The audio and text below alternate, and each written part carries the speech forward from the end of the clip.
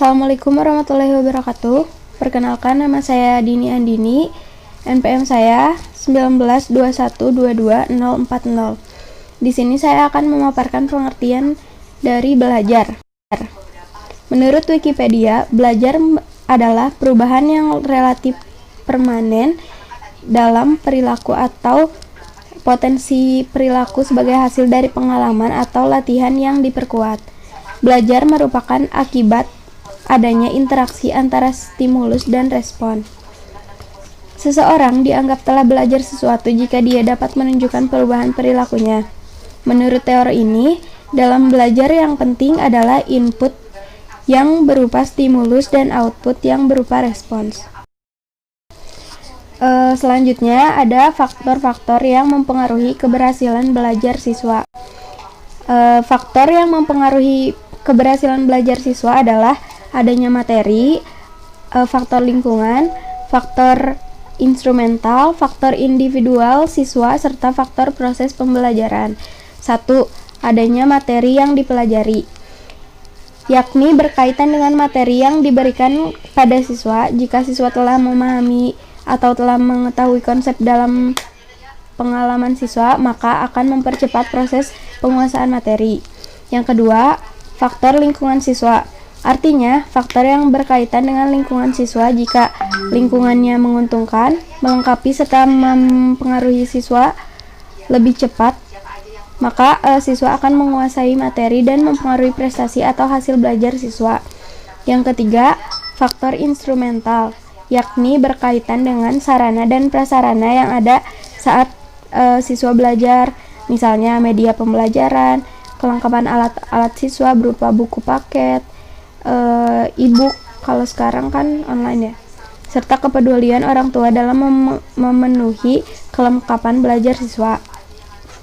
Yang keempat yaitu keadaan individu siswa, artinya berkaitan dengan motivasi atau minat belajar siswa, karena faktor minat sebagai faktor penentu keberhasilan siswa. Meskipun sebagai sarana terpenuhi, lingkungan mendukung, serta kepedulian orang tua tinggi, akan tetapi minat tidak ada akan menyebabkan rendahnya prestasi. Selanjutnya ada proses pembelajaran. Berhubungan dengan kegiatan belajar mengajar di sekolah, faktor ini meliputi perencanaan, pelaksanaan, serta tindak lanjut dan pembelajaran. Pengelolaan kelas sesuai dengan langkah materi, metode, serta penggunaan media yang akan dipengaruhi oleh proses transformasi nilai-nilai pembelajaran pada siswa.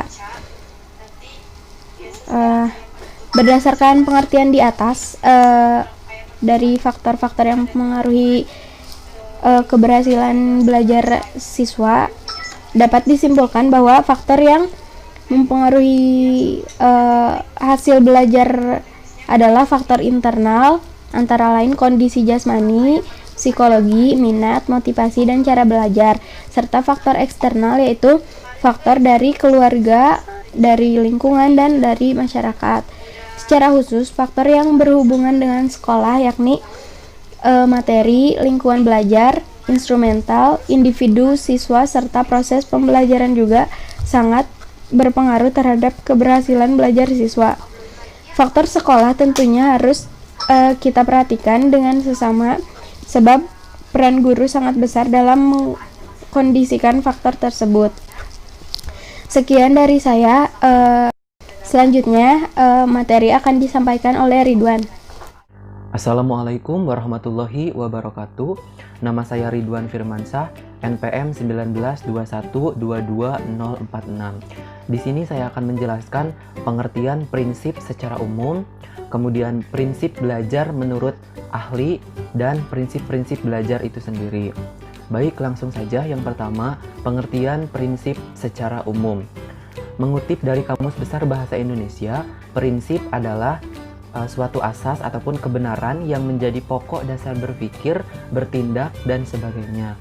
Kemudian pengertian prinsip belajar menurut ahli. Di sini menurut Robert H. Davis, yaitu suatu komunikasi terbuka antara pendidik dengan peserta didik sehingga siswa termotivasi belajar yang bermanfaat bagi dirinya sendiri melalui contoh-contoh dan kegiatan praktek yang diberikan pendidik lewat metode yang menyenangkan bagi siswa. Jadi teman-teman dapat disimpulkan bahwa prinsip belajar adalah landasan berpikir, landasan berpijak, dan sumber motivasi agar proses belajar dan pembelajaran dapat berjalan dengan baik antara pendidik dengan peserta didik, maksud saya. Dari berbagai prinsip belajar tersebut, terdapat beberapa prinsip yang relatif berlaku umum yang dapat kita pakai sebagai dasar dalam upaya pembelajaran. Baik bagi siswa yang memang perlu meningkatkan upaya belajarnya maupun bagi guru dalam upaya meningkatkan pengajarannya seperti itu. Kemudian di sini ada prinsip-prinsip belajar yang dikemukakan oleh Rothwell A.B. tahun 1961. Terdiri dari yang pertama ada prinsip kesiapan atau readiness. Jadi proses belajar dipengaruhi kesiapan dari siswa itu sendiri. Yang dimaksud dengan kesiapan siswa ialah kondisi yang memungkinkan ia dapat belajar, seperti itu. Kemudian yang kedua, prinsip motivasi atau motivation, yaitu tujuan dalam belajar diperlukan untuk suatu proses yang terarah.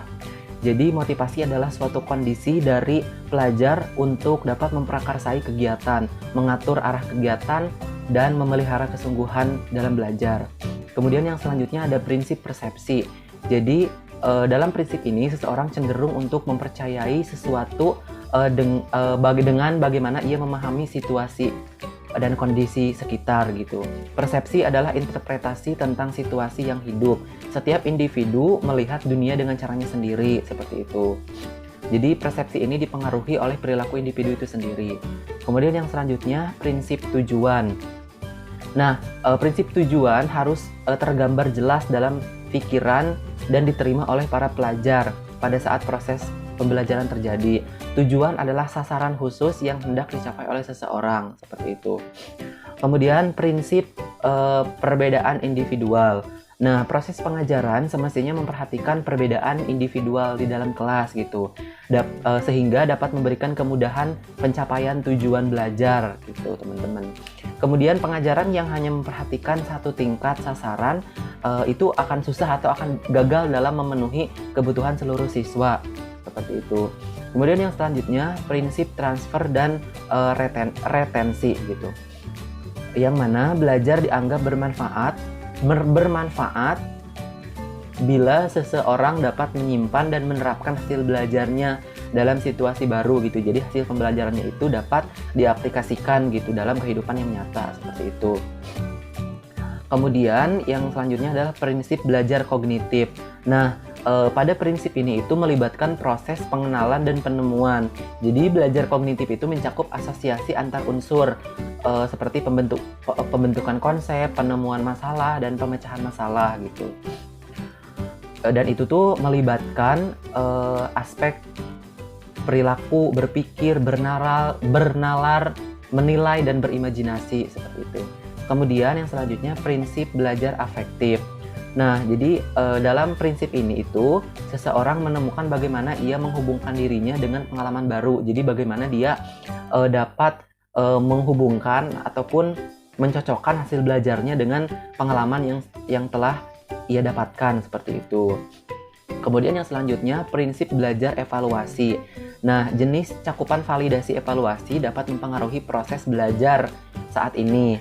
Dan selanjutnya, kemudian pelaksanaan latihan evaluasi memungkinkan bagi individu untuk menguji kemajuannya gitu sudah sejauh mana, seperti itu. Kemudian di sini yang terakhir prinsip belajar psikomotor. Jadi proses belajar psikomotor ini itu individu menentukan bagaimana ia mampu mengendalikan aktivitas ragawinya gitu, teman-teman. Jadi belajar psikomotor ini mengandung aspek mental dan aspek fisik juga gitu. Jadi bagaimana peserta didik itu dapat mengendalikan aktivitasnya, seperti itu, aktivitas ragawinya seperti itu, atau aktivitas fisiknya. Baik teman-teman, hanya itu yang dapat saya sampaikan. Nama saya Muhammad Adjah Falih, NPM 1921 22076. Kali ini saya akan memaparkan materi mengenai pengertian implikasi dan jenis-jenisnya. Pertama yaitu pengertian implikasi. Seringkali orang menggunakan istilah implikasi tanpa benar-benar memikirkan apa arti dan definisinya.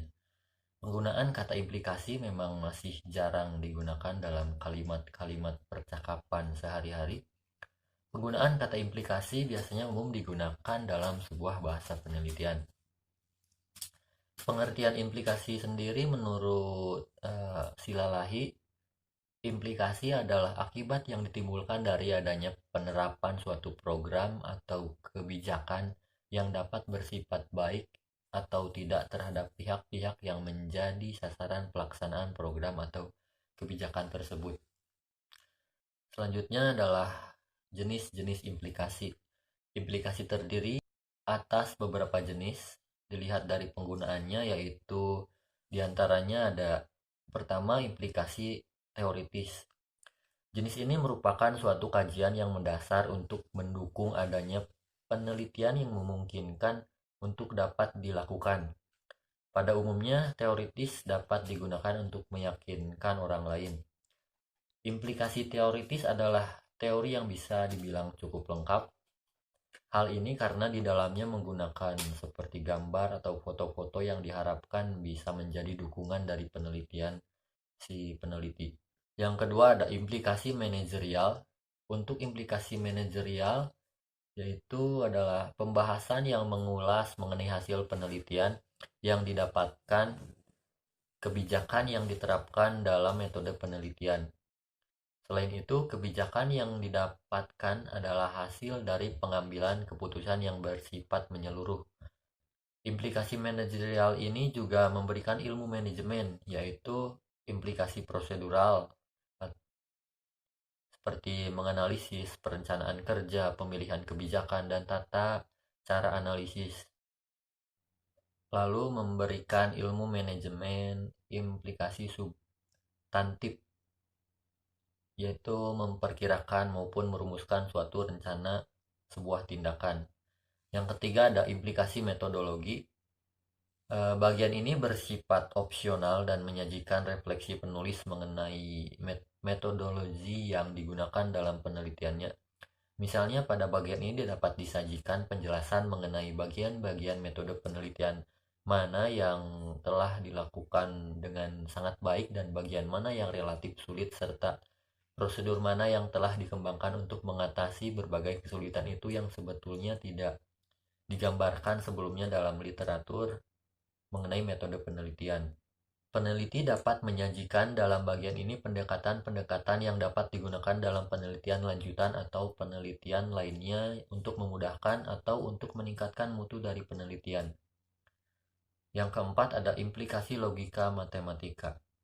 Kata implikasi selain sering digunakan dalam jenis-jenis kajian ilmiah maupun dalam sebuah penelitian, umum juga dipergunakan dalam kajian ilmu matematika. Hal ini disebut sebagai implikasi logika matematis. Kata implikasi dalam bentuk matematika memiliki arti sebagai pernyataan yang berarti majemuk serta sering ditampilkan dalam kata jika atau maka. Di dalam logika matematika, cara membaca maupun penulisan jika dan maka ini dapat dijelaskan dengan implikasi sebagai berikut. Implikasi matematika tersebut dapat dibaca jika itu P dan maka itu Q. Implikasi ini dapat diartikan secara harfiah, di mana P sebagai sebuah hipotesis dan dugaan awal atau sementara, dan Q sebagai sebuah konsekuen. Kelima, implikasi dalam kepemimpinan. Arti implikasi juga bermakna dalam sebuah kepemimpinan. Bagi seseorang yang ditunjuk sebagai pemimpin, haruslah memiliki sifat yang berkualitas demi memajukan sebuah perusahaan atau sebuah organisasi atau apapun itu. Demikian pula, pemimpin yang bijak memiliki implikasi yang positif sehingga memberikan efek yang baik juga. Yang keenam ada implikasi etika. Implikasi ini berkaitan dengan kebiasaan yang dilakukan. Tentunya etika telah diajarkan sejak usia dini, kemudian berlanjut untuk selalu diterapkan dalam kehidupan sehari-hari. Walau sudah diajarkan sedari kecil, etika harus selalu diperbaiki secara berjalannya usia. Contohnya adalah sesederhana mengucapkan kata maaf, terima kasih, dan tolong. Jika selalu diterapkan dengan baik, hal-hal ini akan memberikan implikasi yang sangat besar bagi kehidupan seseorang. Di antaranya adalah penghormatan dan kebanggaan. Dan yang ketujuh, ada implikasi budaya. Menerima dan mempelajari kebudayaan dari negara lain adalah salah satu bentuk sikap yang positif. Intinya adalah tidak perlu menutup diri dan selalu terbuka dengan perubahan dan perbedaan. Namun kita juga harus memilah dan memilih budaya-budaya yang positif dan sesuai dengan kepribadian diri, karena penyerapan budaya yang negatif akan memiliki implikasi yang dapat merugikan diri sendiri dan juga orang lain. Yang terakhir ada implikasi globalisasi. Implikasi ini sering diartikan sebagai sebuah akibat atau efek ketika fenomena globalisasi telah terjadi di sebuah wilayah atau negara.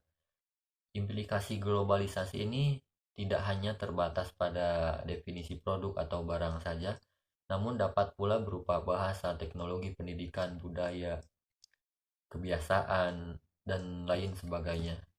Dan implikasi globalisasi dapat berdampak akibat yang bersifat positif maupun negatif. Dampak positif contohnya seperti ketika suatu wilayah atau negara yang menerima globalisasi akan semakin maju, berkembang, up to date. Namun sebaliknya, apabila terlalu berlebihan, maka akan menimbulkan efek-efek negatif seperti penguasaan suatu wilayah atau negara atas produk-produk maupun kebudayaan dari wilayah atau negara lain. Materi selanjutnya akan disampaikan oleh rekan saya. Terima kasih. Assalamualaikum warahmatullahi wabarakatuh. Nama saya Ilmana Syifa, NPM 192122075. Di sini saya akan menjelaskan tentang implikasi prinsip-prinsip belajar. Yang pertama yaitu perhatian dan motivasi. Implikasi prinsip motivasi bagi siswa adalah disadarinya oleh siswa bahwa motivasi belajar yang ada pada diri mereka harus dibangkitkan dan mengembangkan secara terus-menerus. Untuk dapat membangkitkan dan mengembangkan motivasi belajar mereka secara terus-menerus, siswa dapat melakukannya dengan menentukan atau mengetahui tujuan belajar yang hendak dicapai, menanggapi secara positif pujian atau dorongan dari orang lain, menentukan target atau sasaran penyelesaian tugas belajar, dan perilaku sejenis lainnya. Dari contoh-contoh perilaku siswa untuk meningkatkan dan membangkitkan motivasi belajar, dapat ditandai bahwa perilaku-perilaku tersebut bersifat psikis. Kemudian yang kedua ada keaktifan. Implikasi prinsip keaktifan bagi siswa lebih lanjut menuntut keterlibatan langsung siswa dalam proses pembelajaran. Yang ketiga yaitu keterlibatan langsung atau pengalaman. Implikasi prinsip ini dituntut pada para siswa agar tidak segan-segan mengerjakan segala tugas belajar yang diberikan kepada mereka. Dengan keterlibatan langsung ini, secara logis akan menyebabkan mereka memperoleh pengalaman atau berpengalaman. Bentuk-bentuk perilaku yang merupakan implikasi prinsip keterlibatan langsung bagi siswa, misalnya adalah siswa ikut dalam pembuatan lapangan bola voli, siswa melakukan reaksi kimia, siswa berdiskusi untuk membuat laporan, siswa membaca puisi di depan kelas, dan perilaku sejenis lainnya. Bentuk perilaku keterlibatan langsung siswa tidak secara mutlak menjamin terwujudnya prinsip keaktifan pada diri siswa. Namun demikian, perilaku keterlibatan siswa secara langsung dalam kegiatan belajar pembelajaran dapat diharapkan mewujudkan keaktifan siswa. Kemudian yang keempat yaitu pengulangan. penguasaan secara penuh dari setiap langkah kemungkinan belajar secara keseluruhan lebih berarti. Dari pernyataan inilah, pengulangan masih diperlukan, merasa bosan dalam melakukan pengulangan. Itulah yang merupakan implikasi dari prinsip pengulangan. Kelima yaitu tantangan. Implikasi prinsip tantangan bagi siswa adalah tuntutan dimilikinya kesadaran pada diri siswa akan adanya kebutuhan untuk selalu memperoleh, memproses, dan mengolah pesan. Selain itu, siswa juga harus memiliki keingintahuan yang besar terhadap segala permasalahan yang dihadapinya. Bentuk-bentuk perilaku siswa yang merupakan implikasi dari prinsip tantangan ini diantaranya adalah melakukan eksperimen, melaksanakan tugas terbimbing maupun mandiri, dan mencari tahu pemecahan suatu masalah. Yang keenam yaitu perbedaan individual. Implikasi adanya prinsip perbedaan individual diantaranya adalah menentukan tempat duduk di kelas, menyusun jadwal belajar, atau memilih bahwa implikasi adanya prinsip perbedaan individu bagi siswa dapat berupa fisik maupun psikis. Dan yang terakhir adalah balikan dan penguatan. Siswa selalu membutuhkan suatu kepastian dari kegiatan yang dilakukan, apakah benar atau salah. Dengan demikian, siswa akan selalu memiliki pengetahuan tentang hasil yang sekaligus merupakan penguat bagi penguatan bentuk-bentuk perilaku siswa yang memungkinkan diantaranya adalah dengan segera mencocokkan jawaban dengan kunci jawaban, menerima kenyataan terhadap skor atau nilai yang dicapai, atau menerima teguran dari guru atau orang tua karena hasil belajar yang jelek. Sekian dari saya, terima kasih. Assalamualaikum warahmatullahi wabarakatuh. Perkenalkan, nama saya Lutfi Anika Burhani, NPM 192122048. Oke, saya akan menerangkan tentang cara agar tercapainya prinsip dalam belajar. Yaitu yang pertama saya akan menerangkan tentang cara menilai hasil belajar psikomotorik. Ada beberapa ahli yang menjelaskan cara menilai hasil belajar psikomotor, yaitu Ryan 1980 menjelaskan bahwa hasil belajar keterampilan dapat diukur melalui 1. Pengamatan langsung, 2. Sesudah mengikuti pembelajaran, 3. Yaitu beberapa waktu sesudah pembelajaran. Oke, dari penjelasan tersebut dapat dirangkum bahwa dalam penilaian hasil belajar psikomotor atau keterampilan harus mencakup persiapan proses, produk. Penilaian dapat dilakukan pada saat proses berlangsung, yaitu pada waktu peserta didik melakukan praktik, atau sesudah proses berlangsung dengan cara mengetes peserta didik. Oke, selanjutnya yaitu melakukan motivasi. Motivasi adalah kondisi dari pelajar untuk dapat memperkerasai kegiatan cara memotivasi siswa untuk belajar. Untuk mendapatkan itu, hendaknya kita memberi motivasi seperti memberitahu bahwa jika kita bersungguh dalam melakukan pembelajaran akan mendapat sesuatu yang kita inginkan, seperti itu. Dan yang selanjutnya yaitu membangun persepsi positif.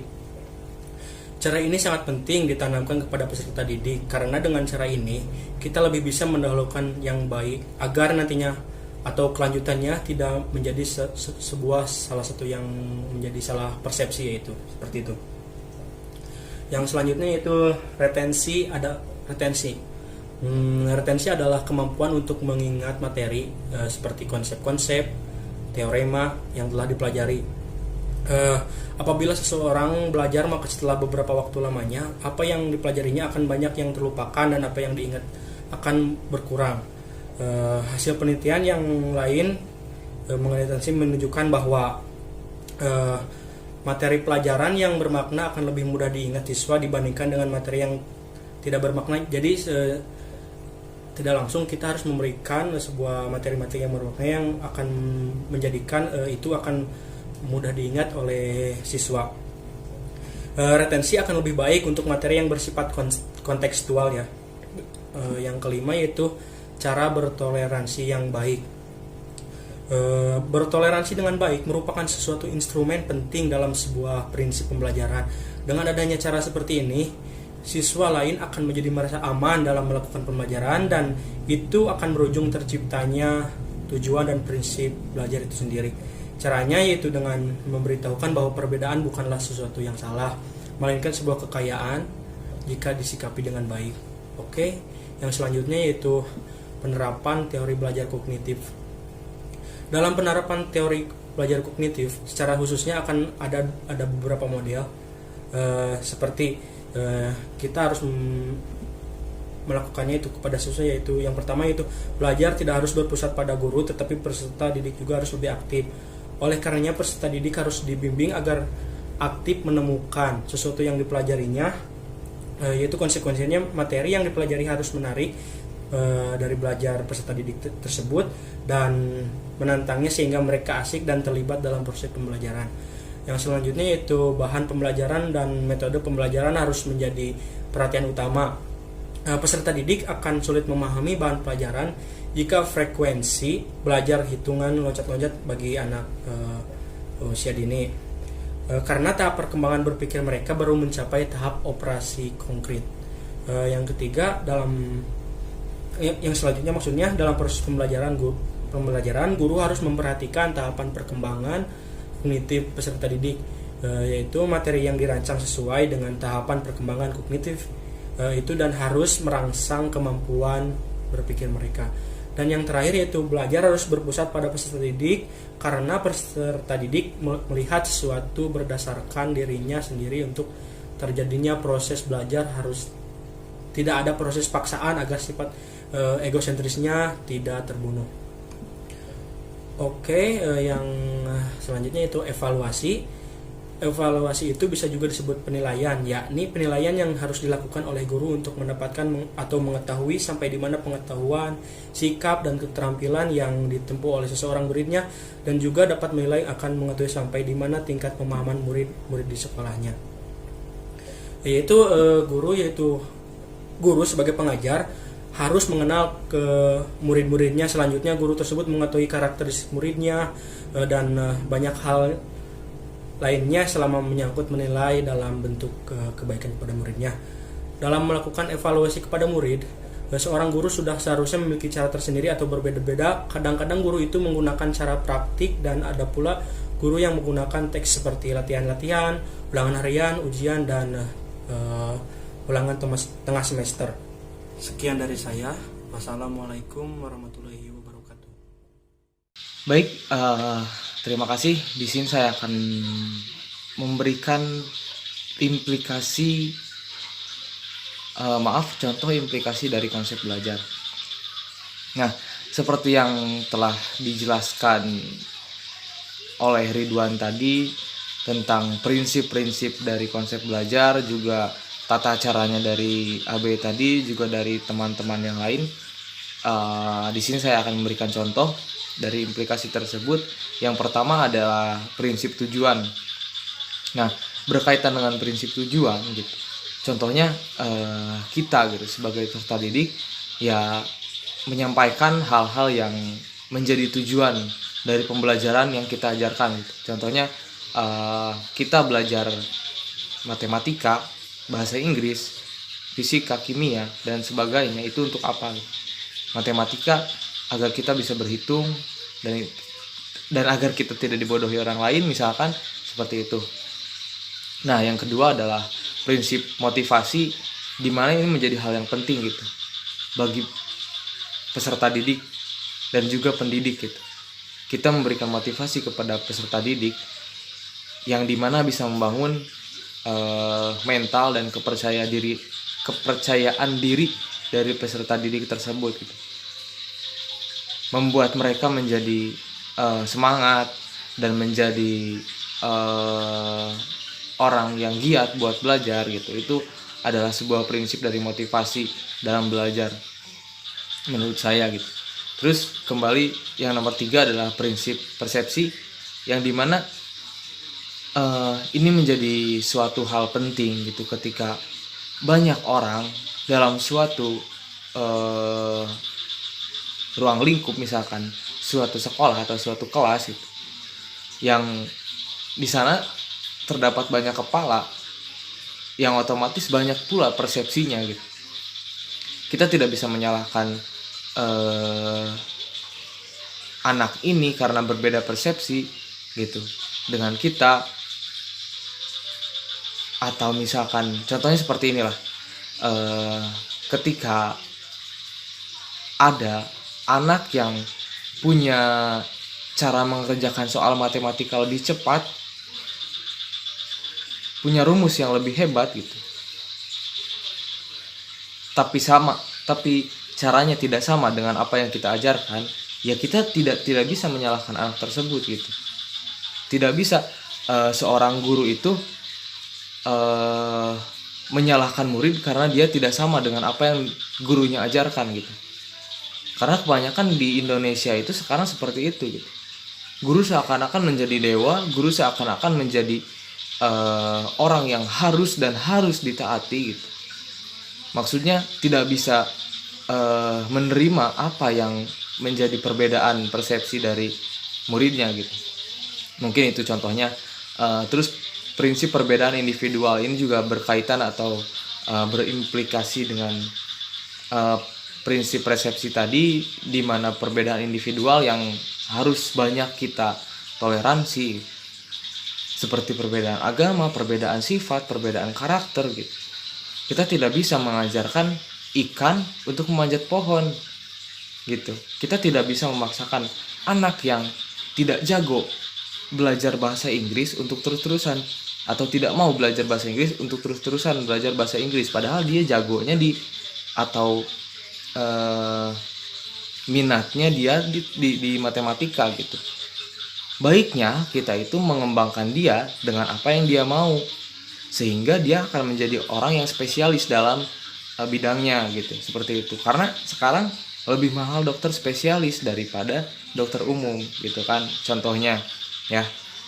Lanjut ke yang kelima, yang terakhir adalah prinsip belajar evaluasi, yang dimana ini merupakan titik terakhir menurut saya gitu. Ketika semua proses pembelajaran telah selesai, maka harus ada evaluasian, baik untuk untuk peserta didik ataupun pendidiknya sendiri gitu, dimana kita bisa meminta kepada peserta didik apa sih yang kurang dari cara mengajar kita, sehingga kita bisa memperbaiki diri kita sendiri.